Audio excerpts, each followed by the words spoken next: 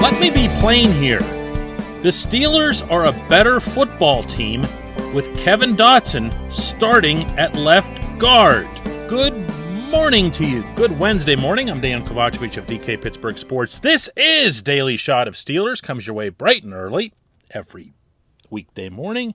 If you're into hockey and or baseball, I also offer up daily shots of Penguins and Pirates right where you found this. We heard from Dotson yesterday, first time in training camp. He acknowledged that he's had an ankle injury that he sustained on day one. Called it frustrating to have to deal with.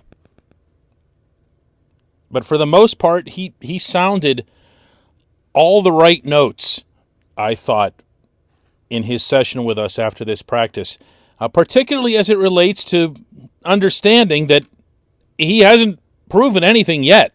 Just haven't done anything. There's nothing to look at for my body of work right now, you know.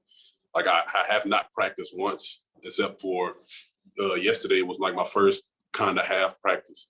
So, I mean, he wasn't lying. I can't lie and say he was lying, but, you know, it wasn't like, it's just read differently on Twitter. If you don't get how he says it, reading it sounds worse than it really is. Maybe that's what Mike Tomlin was going for the other day when he made his striking remark about how Dotson hadn't done anything yet, how he hadn't earned being with the first team, and way more significant than that, the fact that Rashad Coward continues to run with the ones and undoubtedly will start in the exhibition game tomorrow night in Philadelphia. Dotson needs to prove that he's the guy. He needs to prove that he's the better left guard. You won't find anyone to disagree with that concept, but he still needs to demonstrate it. And at the same time, the Steelers need him.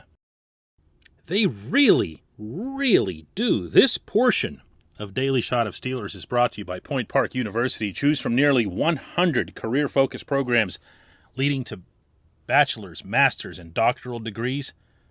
Choose also where you'd like to achieve those.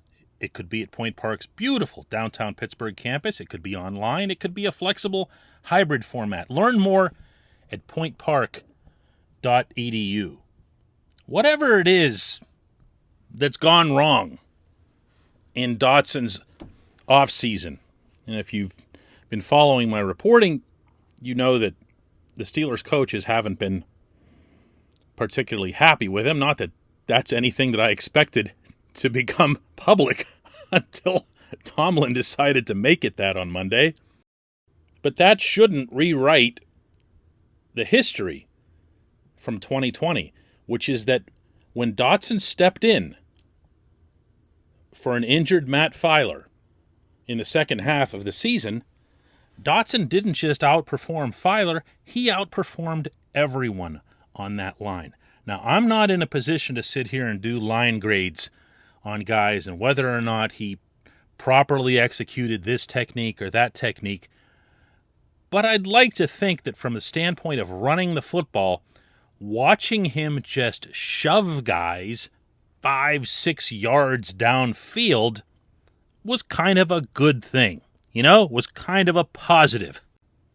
And for a football team that did, despite that finish 32nd out of 32 in rushing, after the owner admonishes and challenges everyone to make running the football again the top priority, yeah, you don't just want Dotson involved, you need him involved.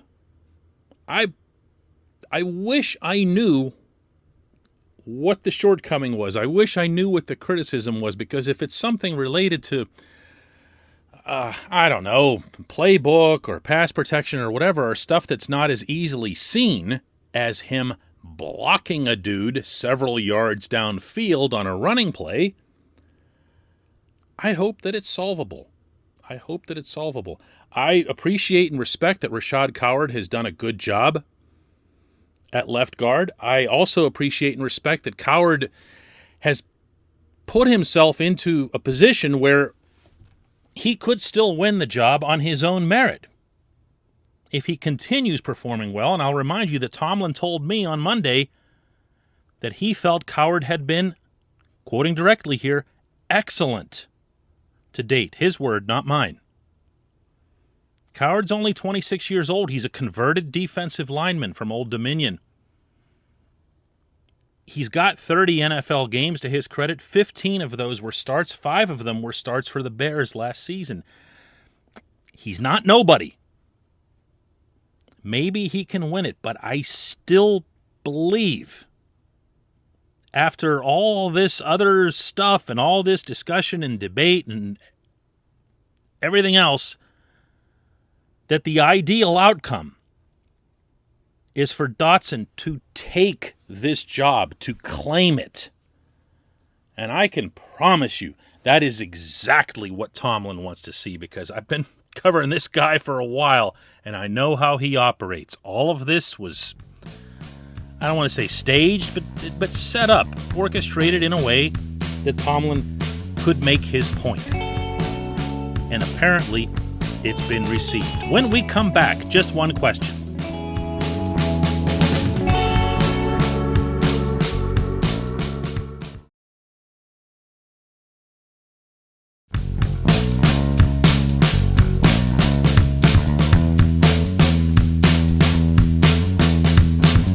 Back, it's time for Just One Question, and that's always brought to you on this program by the personal injury law firm of Luxembourg, Garbett, Kelly, and George, LGKG.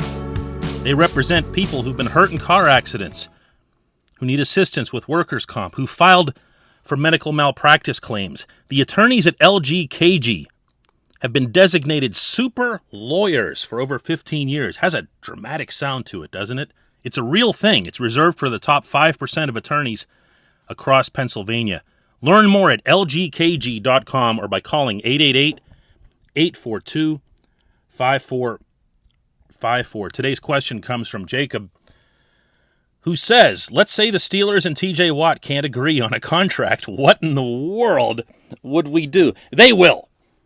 They will. There is no chance whatsoever that the team would be aligned to the extreme that TJ would be in camp doing work, which he is, by the way, individuals on the field, sideline stuff on his own when they're in team drills, just avoiding the risk of injury, something that's been mutually agreed on by the player and the team. There's no way they'd be this far along and then not get it done. However,